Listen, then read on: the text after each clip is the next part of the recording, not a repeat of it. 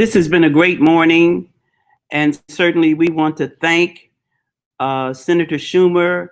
We want to thank Reverend Al Sharpton and this panel that has just completed their assignment. They have been absolutely wonderful, from pain to protest to policy. Thanking Sister Also Brooks, Senator Kamala Harris, Dr. Roger Mitchell, Dr. Spencer Overton, and especially the Reverend Dr. Matthew Watley, who is the esteemed pastor of the Kingdom Fellowship A.M.E. Church.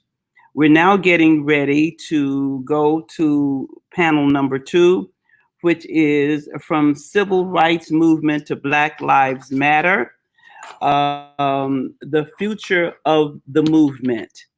We have on our panel today Philip Agnew from the Dream Defenders, the Reverend Dr. Willie Francois from the Black Church Center, Sister Tiffany Lofton from the NAACP. She is the current youth director.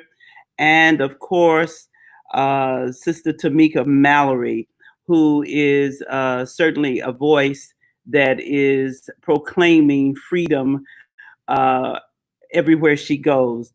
We're also happy to welcome Pastor Eddie Anderson, who is the shepherd at the McCarty Memorial Christian Church in Los Angeles, California. He comes now to present his panel and to carry us farther in this discussion. Thank you, Reverend Flake, for having us here today. Born from the Black freedom movement and empowered by the rise of social media and digital platforms, 3 powerful sisters by the name of Alicia, Opal, and Patrice ushered us into a new era of social activism with the hashtag Black Lives Matter. Protests and fundraisers are organized via social media. Citizen journalists use their cell phones to cover what mainstream media doesn't. Political education is available by webinar. Bolstered by millennials and amplified by Gen Z, the current movement for Black Lives combines the history, traditions, and lessons of the past with modern-day methods. In this session, we'll share how the philosophies of movement for Black Lives intersect with those of other Black liberation movements, highlight key strategies for mobilizing and action across communities within the broader Black community, and outline a vision for the future of the movement. Joining me today is the Reverend Dr. Willie Francois, president of the Black Church Center for Justice and Equity, as well as, and a Morehouse grad, my Morehouse brother, and as well as Sister Tiffany Lofton, National Youth Director for the NAACP. Welcome.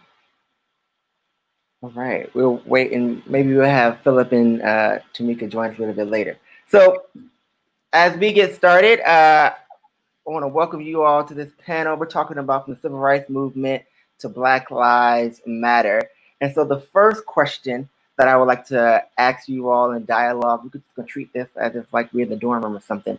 Black people, Black people and communities have been at the forefront of transformative social movements throughout time. And it's always been a sacred duty for us to continue this fight. So the question I have for both of you is, how does the current movement for Black Lives draw from the previous Black freedom movements? Willie, you gonna let me go first? I'm gonna defer to my good morning and happy Juneteenth. Thank you all so much for having me. I think that, some of the obvious ways are not just through tactics and through messaging, because a lot of the things that folks were asking for in the past civil rights movement are things that we've been asking for in the last decade. So I think those are pretty obvious, but I want to point out some things that might not be so obvious about the commonalities between the two. The first is the idea of leadership, right? That there was not one person in the civil rights movement who led and made all the decisions and worked on the solutions for every single thing, that it took teams and numbers and coalitions and communities of people who pushed for the work that they wanted to see in their communities, and that the folks who were directly impacted were always centered in those conversations. I think that's something that we continue to see now. And even more so, where the conversation over the last couple of weeks have been around allyship and diversity in the streets. We're still watching those folks who were even allies and accomplices showing up to center the folks who are directly impacted. So they're the ones who are speaking up on behalf of the solutions that we want to see. So I think that's one really important way we should name leadership, that it's not just linear, that there's like circles of leadership, there's hierarchies of leadership, there's conglomerates of leadership, and we're watching folks in the streets do that now in the movement for Black lives. And then I think if I could give one more, I think the idea of owning our narrative and making sure that we shift the frame of who is the villain, who is the victim in this moment. We've often seen with the conversations around police, and as some of the members on the panel just before us spoke about, that we're naming and talking about sometimes the bad sides of what we see of folks who have been murdered at the hands of police officers. Like the first thing that we see when Black folks are killed, when Black men, Black women, Black trans folks are killed, are all the things that they did wrong, right? And the old civil rights movement sometimes had issues figuring out which story they were going to tell based off of the moral ground of what the person was standing on. But what's really incredible now, especially about Generation Z, folks who are 7 years old to 22 years old, those folks are focusing on, listen, we're not going to focus on whether or not the person went to college. We're not going to focus on whether the person was drinking or not. We're not going to focus on whether the person had a criminal background. What we're going to focus on is justice, liberation, freedom, and safety. And unless we're talking about those solutions, we're not going to focus on the negative things for our people. And I think that's a really powerful tactic to use to own and control our narratives. Thank you, Tiffany, for that. And I just want to emphasize the leadership portion that is decentralized, right? And we're really following Ella Baker's model of giving us the light and showing us the way. And we see so many leaders showing up, especially locally, like in Los Angeles. We have Dr. Melina Abdullah who's leading, so many others. So, Willie, what do you see? Yeah, I think that one significant piece that of synergy that has to be carried out is that the movement of the 60s was really, and this is a clear point, but it was really powered by the imagination and the rebelliousness of a younger generation. While Dr. King and Ralph and some of those other male figures who their masculinity was often toxic and homophobic at times, that we still have to embrace the fact that what was driving the movement were those college students that were going to jail willingly, those college students that were being beaten on the street, those grandmothers even who were standing with their grandchildren being hosed down. So there is a level of embracing the intergenerational nature of movement building, but there has to be this centering, this laser focus placed on the imagination, the rebelliousness of younger generations. Because while Dr. King was out giving speeches, John Lewis is getting beat. Young John Lewis getting beat on a bridge. And I think that's the story. That's the story that has to be carried into this moment, is that there is something about the younger generations that when they're politicized and activated, there really is a oxygen that is blown into the movement. I mean, even think about the movement for the March for Our Lives campaign. I mean, we're actually talking about children, right? High school students who are literally arresting the attention of the nation. So I think there has to be this insistence on where are we giving power to people who aren't aged, people who aren't male, people who aren't straight, and allowing those voices and that imagination to shape the movement. Another piece I think we can learn from is that there was something about Dr. King's attempts that were his legislative attempts that were amazing, but there was also this other side to this, and that was this judiciary engagement, right? Mm-hmm. That we were really making changes through the courts, right? And I think one of the tragic things in this moment is that even in 2020, I'm not hearing on the campaign trail, I'm not hearing the importance of the judiciary. Right now, Trump has 200 judges that he has rammed through, that false Senate that we have in Washington, right? And we're still not talking about the significance of the judiciary in pushing forward civil rights and human rights in this country. So we have to do the work of reclaiming that Thurgood Marshall tradition of the civil rights movement. That's good, Willie. So Well, let's get into that a little bit. So let's talk about tactics. Tiffany brought it up, Willie brought it up, and being on the streets with folks, you hear a lot of rage and hope, and that's what we do. We're going to turn it up in the streets, or really make our presence known in the streets. And so I've often said and been quoted as saying that this is a third Reconstruction moment, that when we saw George Floyd die in the streets and we saw Breonna Taylor die, we took to the streets in a different way. And we said we're not waiting anymore, right? And we're demanding our change. So what do you think is happening in our nation where we've seen so many wins happen in really dismantling of some of the police brutality and defunding police across the country? What's happening now to make it more successful, you think? I really think it's the evolution of time. I think that it's inevitable. It's not just a large part of it is due to the uprisings and the tactics. But a couple years ago, all of us saw a new wave of women who became elected officials, not only in Congress, but also across the country on the state and local level. And those folks who were around when Michael Brown was murdered back in 2014, who saw the uprisings across the country, are very familiar that this is not a new cry. This is not a new demand that folks are asking for. I think what else makes this different is, like I said earlier, the diversity of people who are out in the streets. I've been to 4 of these protests here in Washington, D.C., which is where I live. And it surprised me. It shocked me how many white people were out there. I thought I was at the wrong rally. I was like, this don't look right.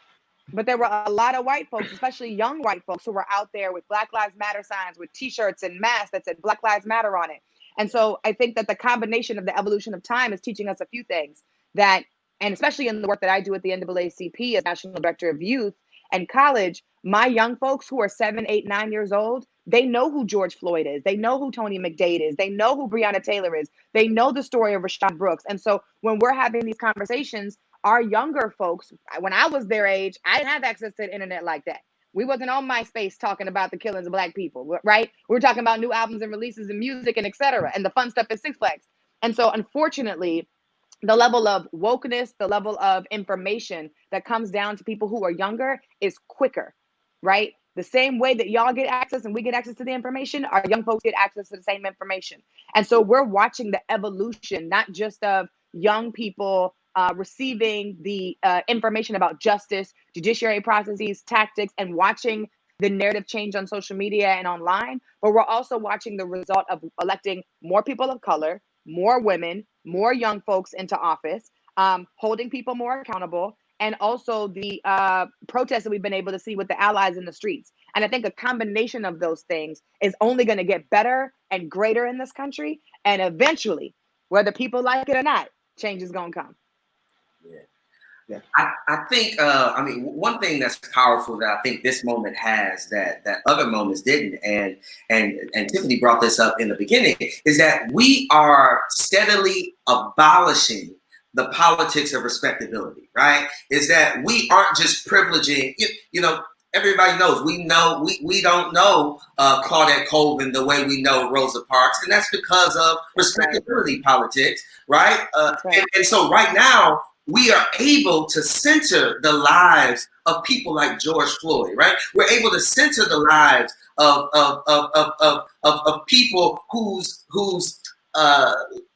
profiles don't fit the kind of acceptable palette that we think white people can handle and stomach. And so abolishing the politics of respectability is putting real stories out there, right? It's allowing us to wake up a nation, because the pre-existing conditions that led to George Floyd's death, poverty, constant police surveillance and harassment, right? Things that as a Black man, I can say I don't know what it means to be under constant surveillance, and I don't know what it means to be poor either. But what I know is that the pre-existing condition of poverty and police surveillance, and the way we criminalize poverty and criminalize Blackness in this country, is something that can only be told when you put real lives at the center of it.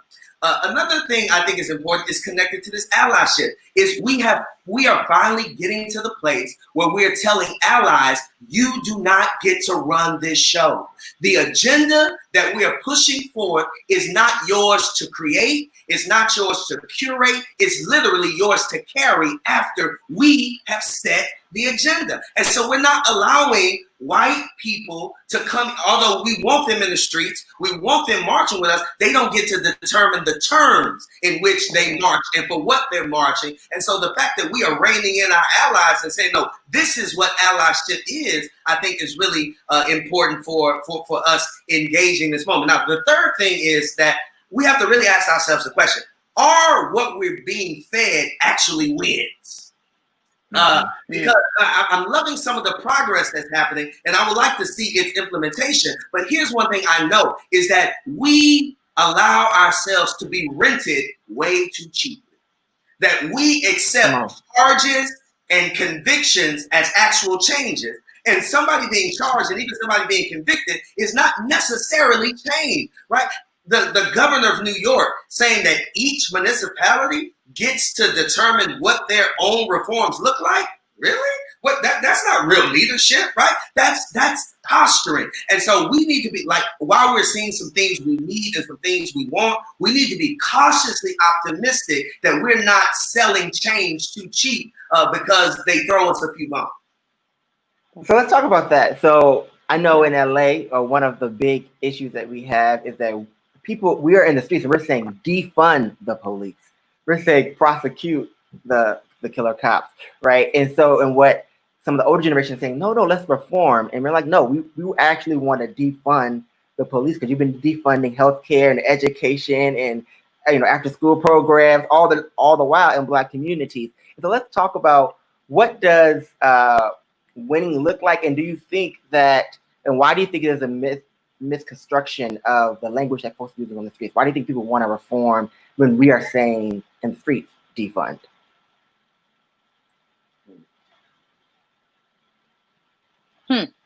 Rev, go ahead. Doctor, go ahead. Yeah. So, one is... Tell us what winning looks like. What's the answer? I'm still trying to figure out what winning looks like. But here's what we know is that there's still a lot of Black people, particularly Black seniors, who reluctantly trust the police, right? Because we have been fed this myth of public safety is connected to increased policing, right? Almost every election cycle, there's something on the ballot that's saying we need to give more money to police so they can hire more people. And the narrative is always connected to public safety. And there are a lot of seniors who really feel, there are a lot of people who really feel that safety is connected to policing. And so the language of defunding is sometimes they don't understand the depth in it because we have not taken the time to articulate exactly what we mean and exactly what we want by defunding. There's this myth out there is that we want no sense of public safety, which is not true. We just know that the current iteration of public safety is connected to the patrolling of slave bodies, right? And that DNA is still in American policing. And so what we have to also do when talking about defunding the police or talking about police abolition, we have to do the hard work of demonstrating to people how blueness mimics whiteness so often in this country, because police officers have this honorary whiteness. At least they believe they have this honorary whiteness, that once they put on the badge and the blue, that trumps whatever other place they live in society, right? So you see, you see the Atlanta cops, they just go on a strike a few days ago. Flu. Right. The blue flu. It's like, what is this? It's because there's this thing called blue privilege that we have to call out that's connected to white privilege. But when we talk about defunding the police, what we need to be saying, what we need to make clear is that there are a host of arrangements to this, but we have to talk about how local police departments do not need money to militarize. They do not need money to train people on how to use tanks and train people on how to use these particular equipment that belongs on the battlefield, right? They don't need that kind of money. We can take that. Another piece is that we need to abolish the asset forfeiture program, which allows the police to use and benefit whatever they confiscate from someone's home. But we need to make sure that the federal government is no longer incentivizing drug policing, which we know is not narcotics policing. We know it's poor people policing, black policing, brown policing. And so when we talk about defunding the police, we need to be clear about, because I'm in favor of defunding the police. We need to be clear. I'm in favor of abolition in some way too, but we need to be clear about what we're talking about. Do we have targeted proposals about what needs to be defunded? That's good. That's good. And I'm here refixing to get another voice added in, Tamika Marley. So Tiffany, go ahead and give your thoughts as well. Sure. I had to cross one of mine out because Dr. Willie took it. Which is great.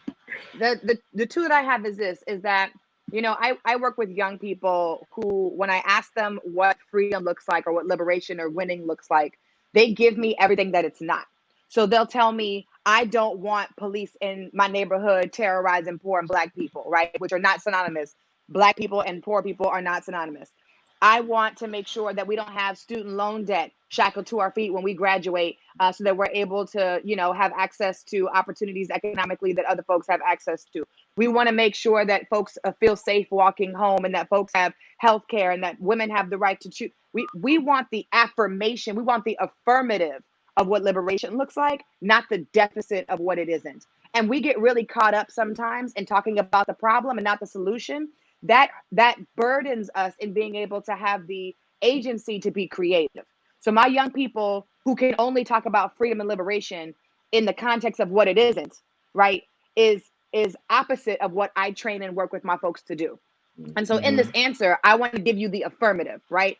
The affirmative for me is making sure that we have all things for housing, all things for food, all things for clean and clear water, which Michigan, Flint, Michigan still does not have. We want to make sure that folks have housing, healthcare, and voting rights. All of those things are not negotiable whether or not you're a criminal. They're not negotiable whether or not you, depending on who you love. They're not negotiable based off of your age, your immigration status, your sex, your identity, your gender. None of those things are negotiable based off of how anybody identifies with a certain community. All the things that I just named should be given to every single person, regardless of who they are, period. Full stop, period. That's what liberation and winning looks like to me. So it doesn't just start with the police. And as the previous panel was talking about this, which I'm glad I listened to them because I don't want to repeat what they said. But it's really important for us to name that the police are a pillar to a part of these problems, right? Yeah. And knocking down that one pillar might mess up the foundation, but we still got hit every other pillar what we need. And that doesn't just come in the form of voting and filling out the census and et cetera. The last thing is this. The Youth and College Division has been working on something really important these last couple of weeks. When we saw what happened in Minneapolis, the University of Minneapolis student body president, her name is Jael Karundi. There go Tamika. Jael Karundi wrote a letter to her chancellor and to the regents at the school board to ask them to cut the contract and to evaluate what campus safety looks like with off-campus police. And this young Black woman who was the first student body president, who was a Black woman at her school, wrote this letter and in less than 9 hours got a response from her chancellor that agreed to some of those demands. So we ended up writing an entire toolkit. We ended up doing an entire training for over 300 schools and school boards and advisors and educators who wanted to be a part of the solution to learn how to mimic and use the example of the University of Minneapolis did in their own cities and communities. And to today, that was about 2 weeks ago, we have 11 schools who have launched that petition to ask their schools to also challenge what it looks like with the relationship with the police off campus. And so in the work of us talking about liberation and freedom, there are multiple scales of this. There's the national, there's the statewide, there's the local. There's also the campus and school-wide. High schools, colleges, and community colleges that are doing this work right now are a part of this national conversation to reform policing, but this longer vision and goal for liberation for Black people. Tiffany, thank you for that, because I think you're hitting on one of the projects or one of the goals of the Move for Black Lives is to really dismantle white supremacy, right? And the way that white supremacy shows up and conditions us is to dream in the language of oppression. And so when you're talking about your youth and dreaming what Black futures look like, well, lots of times people think we're in the streets because of Black death, but we're really there because we want a Black future. And so it's very important. Well, I actually learned that from James Lawson, not from Black Lives Matter. James Lawson been alive a lot longer than Black Lives Matter has, but go ahead. Wow. Yeah. I was going to say, that's what I was going to reference, that Reverend James Lawson is one of my mentors, right? And so he's always talking about how we have to dream in language that is not oppressive. And so oftentimes when we say defund the police, I think the reason why people are so shocked by it because we're dreaming in language that is oppressive. And defund the police is a radical vision, much like Harriet Tubman and Frederick Douglass said, we want to abolish slavery, not reform it to a 13th Amendment that allows the prison industrial complex to come up. And there you know what I'm saying? There were people who couldn't even conceptualize what abolished slavery at that time looked like because it was so tied to economics and to people and property. Abolish, we're not about to, we can reform slavery, but we're not going to abolish it. And to think about that language now about back then sounds ridiculous. I know that abolishing the police is not ridiculous, and folks in the future are going to be like, yeah, they were right on task. That was right. Mm-hmm. Absolutely. So let's talk about, as we're dreaming Black futures, one of the ways that is unique about this movement, different than our predecessors and ancestors, is that we have social media. We got Instagram, we have Twitter. I mean, I guess people using TikTok for this. I don't really use TikTok, but maybe TikTok as well. Up in there, I'm too old for all that. So how do you think social media has magnified and amplified the movement for Black lives in our current Black freedom struggle and is shaping the narrative that we see? Well, I mean, I'll say this, is that social media has allowed us to awaken the storyteller on the ground, and it has allowed us to honor and value all of us as storytellers, right? We come from, three of us come from a faith tradition, this Afro-Christian, Judaic faith tradition is rooted in narrative, it's rooted in story. And we know that transformation and even what it means to reclaim one's humanity and one's agency is connected to the capacity to see oneself as a storyteller, right? And so I think that this social media has allowed us to claim and to harness our power as storytellers as we begin to tell on white supremacy, as we begin to tell on transphobia and homophobia, as we begin to tell on the rampant patriarchy that does infect churches, particularly that does infect churches, Black churches included. But when you put a phone or a computer in the hands of people who have the capacity to dream outside the boundary lines of oppression, or really to dream outside the boundaries of whiteness, right? That becomes a threat to whiteness. And so I think what to whiteness and all of its siblings, right? We have the power now to see ourselves and to see everyone as a storyteller, which helps with this decentralization of leadership, right? Is that there's no one way to tell the story of liberation and justice. There's no one way to tell the story of Blackness. There's no one way to tell the story of Black women in this country. And it is social media that has given us the power and agency to tell stories to weaponize stories for love, for justice, and for hope. We're celebrating Juneteenth. That's why I decided to wear my attire that I got from Ghana in Accra last year when I went in the summertime. Yep, I see you, Rep.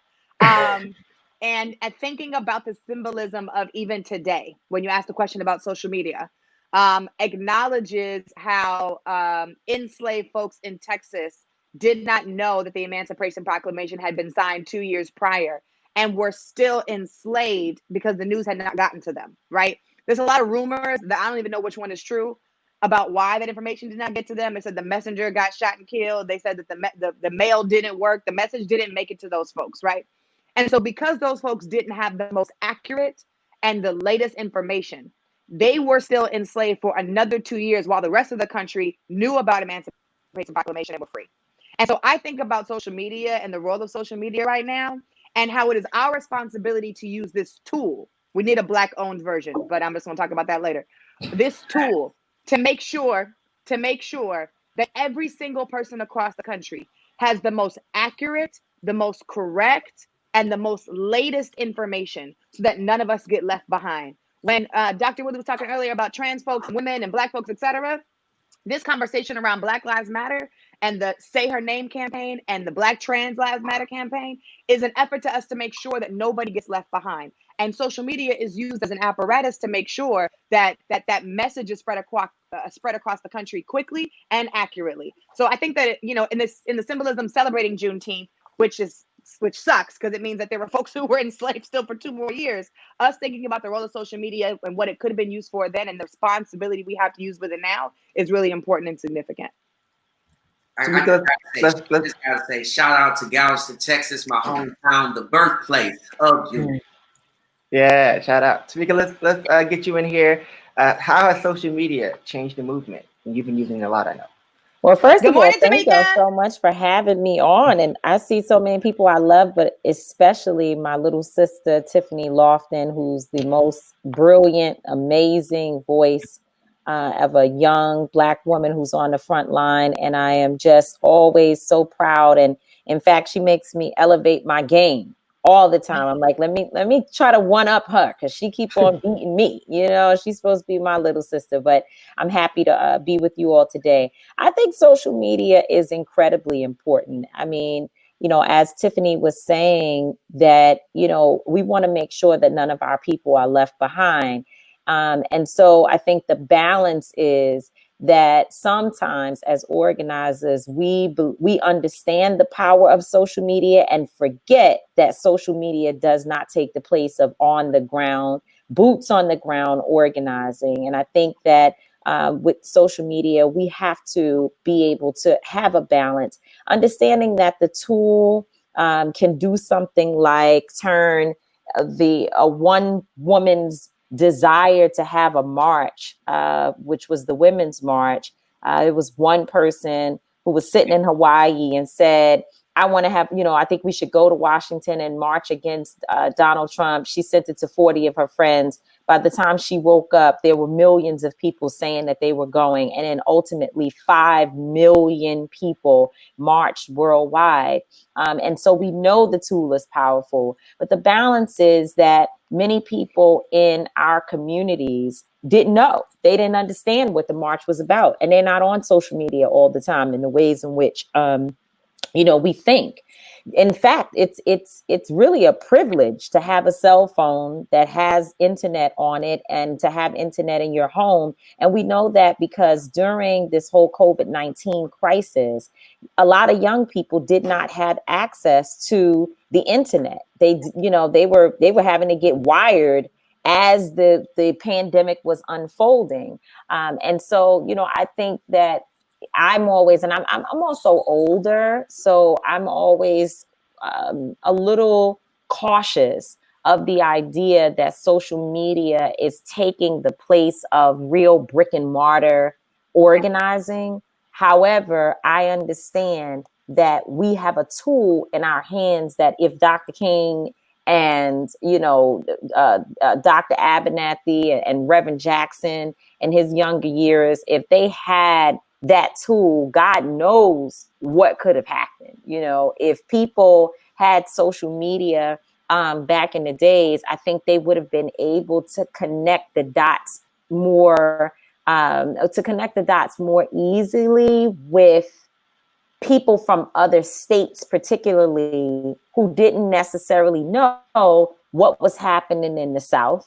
They didn't know that the revolution was literally going down, in other.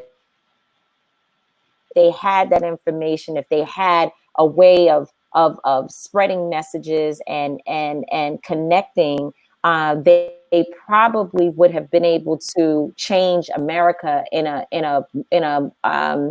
I don't want to say quicker because we know this country does not budge easily, but I think it would have been a little more effective. And so, I think, I'm pretty sure that social media has changed and increased our bandwidth and given us much more reach with our people. But I also am just cautioning us that we don't put social media ahead of going and knocking on Ray Ray's door and bringing him into the movement by, you know, encouraging him one-to-one, man-to-man, woman-to-woman. Thank you for that. And I want to, let's go a little deeper there, right? Because social media often brings people out into the streets for the protest, but protest is just one action. And, that's even in the 60s and civil rights movement, protest was just one action. It was the organizing that actually made the change happen. And organizing has been happening across this country for Black people since we were meeting in the meeting house, Reverend Willie, trying to figure out what our freedom looks like. And so how do we move people just from a moment to making sure this moment is actually more of a movement that actually organizes until we get our freedoms? We're not waiting 2 years from now wondering, are we still going to prosecute cops and defund the police? How do we move people to that organizing moment? I'll just say, and I actually, unfortunately, am always in the middle of doing too many things, so I'm going to have to run. But I would just say that I think we're doing it right now. I think it's happening. I think it's unfolding right before our eyes. First of all, these young folks, you all young people are no joke. You all are going to change the world. Like literally, people are sitting back saying, what's happening? They don't even know how to keep up with all of the different movements that's happening on the ground. And I think it's incredible that this particular group of young organizers are able to keep the message of Black women, as you said, Tiffany, say her name, in order, and also able to continue to lift Black trans women, and hold our brothers all at the same time. That has not been the case. In previous years, we know in previous movements, we had to sort of stick with one issue. And that's sort of how people looked at it. We're dealing with, pretty primarily Black men and their issues. And at times, we would talk about women's issues, and in the context, most times, of a larger movement. In this moment, we're focused heavily on Black women and our specific needs. We're focused heavily on Black trans women and the specific needs for that community. And we're focused very heavily on a number of other important issues in which younger people are leading in all of those places. This idea that this movement is leaderless, to me, it's whack. Like, just to hear people say that, I know they're not paying attention, because we are in a leaderful movement. The problem is that we are so used to, and I understand, we want that Dr. King voice. We want that one person that we can look to for direction, but we're never going back to that again. We're never going back to a moment when it is the one male charismatic speaker who is hailed as the leader of the movement. In fact, there are going to be a number of Black women that people should be watching and following in order to get to the destination of freedom. And so I think that what you're saying in terms of how we make sure that this is not a moment is actually happening. This protest movement is one part of it, but you're dealing with younger folks who understand that now it's time to organize to get to the polls. I've been on panels where young people are reminding me to fill out my census form. I mean, we're talking about a highly intellectual group of younger people who are committed to change in many different ways. And they also are courageous enough to know that there still has to be space for those that, in the event that we are not getting what it is that we want from asking, meeting, going to hearings and whatever else, that they actually might have to shake this country up in ways that people don't like to see. And so I am ever hopeful. When I look at my 21-year-old son, I see someone who doesn't, for him, change and progress is not negotiable. There's nobody that can meet with him to calm them down. And there's no group of preachers that can get together, Dr. Willie, and pull them to the side and say, hey, we need peace on the streets. They ain't with it. They're not with it. This is a new day. And so I think we as old folks need to be as supportive as possible to provide infrastructure and support so that it is sustainable, because certainly you can burn out. But I see a lot of young women and a lot of young people leading, and I'm just excited about sitting at their feet and learning how we're going to transform this country in all of the ways in which I think we can. And Tiffany Lofton is one of those people. Absolutely. I learned from the best, ma'am. I learned from the best. Tiffany, let's get you in there. What do you think about organizing? The only thing that I would add is I agree 100%. You're seeing it happen right now. But there are two things that I would add that I want to remind folks who have been in the streets or who don't know what to do next, because they are the folks who don't know what to do, is that one, they need to find a political home. And a lot of folks have been saying this a lot recently, because we've seen the uprisings happen and the momentum eventually does quiet down just a little bit. And when it does quiet down, we want folks to be able to find political homes that they can strengthen their skill set as leaders in. They can get challenged about their values, that they can build community, and that they can find and identify opportunities in leadership positions for them to make better decisions for the entire community, and what strategies need to be put in place. And that doesn't always require leadership, but it does require us being in community with one another. And the best way to do that is finding a political home. You can join the NAACP, you can join Until Freedom, you can join Black Lives Matter, Movement for Black Lives, you can join Dream Defenders, United We Dream, and etc. But find one, right? And that's why we have church homes. So we want people to find political homes. The second reason that I think it's not going to die down is because we're using all of our tactics. There are not just folks that are out in the streets protesting. There are not just folks in the hearings and in the meetings, but there are folks that I work with in the NAACP Youth and College Division who are thinking of new policies and writing ideas for new policies. There are folks who are challenging, like I said earlier, the relationship between the campus police, off-campus police, and their institution. There are folks who are challenging even their own parents and their own family members about racism and Black Lives Matter that we've seen on social media. And so I think if folks continue to use all of the tactics and find a political home, we won't see the end of this at all. Tamika, I know you. Hold on, Willie. I know Tamika has to run. Does she want to say one last word? Yeah, I'm actually going to get off. I just wanted to say that I also am so incredibly proud of Stephen Green, Reverend Stephen Green, and all the work that he's put into helping, to organize this effort. And, Stephen Green is someone who also helps to push me. I get a call from him late at night, young Black man, preacher, educated, and just very courageous and bold. And when I'm thinking of doing things that's just sort of teetering on the sideline of an issue, he says, no, we've got to go straight to the heart. We need to be more bold. We need to be more courageous. And I'm always saying, well, I don't want to get people in trouble. And Stephen is saying, good trouble. We got to get in good trouble. That's just the way that this movement will win. And so I want to make sure to just lift him up and just say that we need to keep praying for Stephen as he continues to be one who convenes and pulls people together. And I know that my brother is always thinking of ways to push us to be great. And so thank y'all so much for having me. It's great to be with you all. I'm in DC getting ready to ride for justice around this place. And, hopefully we'll, put some good spirits around and we'll get rid of those people who we don't want to be in charge anymore. I'm not going to say their names though, because our young people told me I can't say the name in public. So you know who I'm talking about. Orange. See y'all. All right.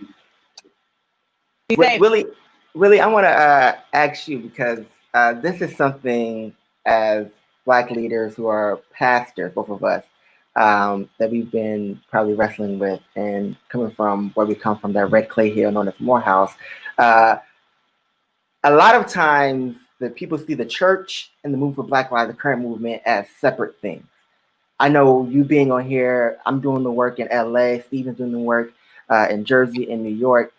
How do we make sure that folks understand that the only way we defend or defeat white supremacy and continue this movement and not stagnate this movement, instead of kneeling with cops, pushing cops to do something different? How do you make sure that the spiritual aspect of this movement, which this movement is spiritual, stays true, and make sure that people understand that this is a spiritual movement. Because a lot of times people try to break it apart. And how are we cultivating, as Byron Russell said, angelic troublemakers? Yeah.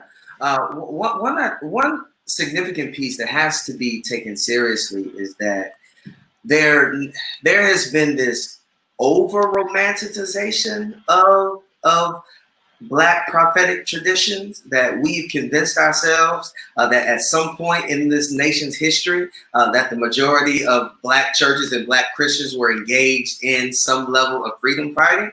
And so we allowed that myth to be set alongside the reality that there's always only been a remnant, a pocket of people who have changed this world, even a pocket of radical Black Christians and Muslims who have changed this country. So there has to, be this untethering, right, of this myth that all Black churches have been engaged in the work of Black liberation, because that's not true, right?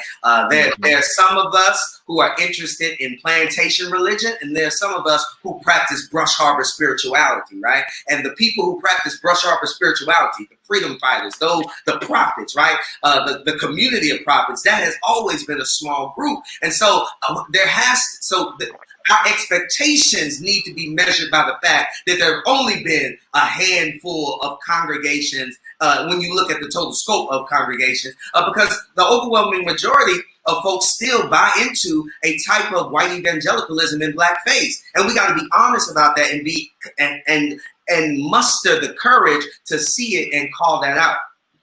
Another component of this that I think is important is churches in this moment have to learn how to follow in the movement and not see themselves as the leaders in the movement, right? There's a sense that we want to be the leaders. The pastor wants to be out front. And right now, that maybe it's our time to be the conscience of the movement and not necessarily the drivers, the visionaries of the movement in some ways. If we can, and we can tease out what that distinction is. But right now, the prophets are in the street. The prophets are the young folk who are willing to get arrested, willing to be tear gassed, willing to not just confront police brutality, but to become victims of police brutality in the name of justice. And that's young people that are doing that. So we have to, churches have to do a job of figuring out how can we follow and support the movement and not need to be at the center of the movement, which I think is powerful about the decentralization of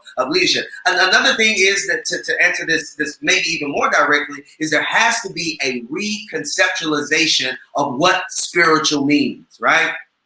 But spiritual cannot, like I often say this, and I often say this, that Jesus is not interested in making us spiritual. Jesus is interested in making us more human, right? So how do we begin to see human flourishing, human capacity, human potential as inherently God-centered work, as inherently sacred and spiritual work? Oprah Hendricks says we have to treat the needs of people as holy. So there has to be this reconceptualization of what we mean by spiritual, because there has to be something about engaging in the movements in whatever way we do, whether we're agitators, whether we're insiders, whether we're just supporters who say, I'm gonna make sure they got water while they're out there, right? We have to see that as a broader form of spiritual formation and a broader form of ministry. And one way to do that is to reclaim Jesus the carpenter from this American white Christ. Because if we're going to stick with this American white Christ, then we're going to always talk about lowly, meek, and mild, and exalted and kingly, and not talk about a Palestinian Jew who was born of a teenage mother, was forced to be an infant refugee because of some insecure politician. We're going to have to talk about how Jesus was a part of a lynched class, a crucified class. Jews got crucified in that time. He was a part of that community. And until we reclaim Jesus, the Palestinian carpenter, from this Americanized white Christ, we're gonna be in trouble as faith communities. Reverend Willie, I think you're right on. I often tell people that if you can't see Jesus and George Floyd one and the same, then your faith is anemic. because even the way they died is the same. You know, Jesus died saying, "Mama," and "I can't breathe," and then died of suffocation. George Floyd died saying, "Mama, I can't breathe," and died of suffocation. So if you can't marry your faith together and see why you should be in the streets and following the leaders who are on the streets and the prophets on the streets, then your faith is anemic and you don't deserve to be relevant, I don't believe, because you're not relevant to the people's pain. And what the good news is relevant to the people's pain. So let's move this along around how we are moving our futures and seeing the vision. And so I see a question from a global audience who's asked the question, you know, in this climate of anti-Blackness, what is it that we think we can have equality? And I would say that the movement of Black Lives isn't fighting for equality, we're fighting for equity and for thriving. So what do you see as the larger vision globally for the movement for Black Lives in this time? And what do you think our freedom looks like? Juneteenth was a celebration of "Are we free yet?" So what does it mean when we say we are free? Yeah, I think, you know, when we talked a little bit earlier about the basic rights of what human beings need across the country, the decriminalization of Black lives, fairness, and I'm glad you mentioned equity as opposed to equality, right? I had this conversation with somebody the other day who didn't understand the difference. When we talk about equal, that means that every single person got a stimulus check. When we talk about equity, it means the folks who needed the money, right, got the stimulus check. And there were ranges in the stimulus check, even though the stimulus check wasn't nowhere near enough what people need, but I digress. It's a good example, thinking about the difference between equity and equality. Donald Trump don't need a stimulus check, right? But there are folks who were in the community who did need one. And that's the difference between equity, having folks meet everybody else where they're at and giving them what they need to be successful, versus giving everybody across the board the same thing. So I wanted to make that distinction because folks might not be familiar with the language. When I think about equity, that shows up in every single form. And I know we've talked a lot about police violence because that's what's showing up in our planet right now.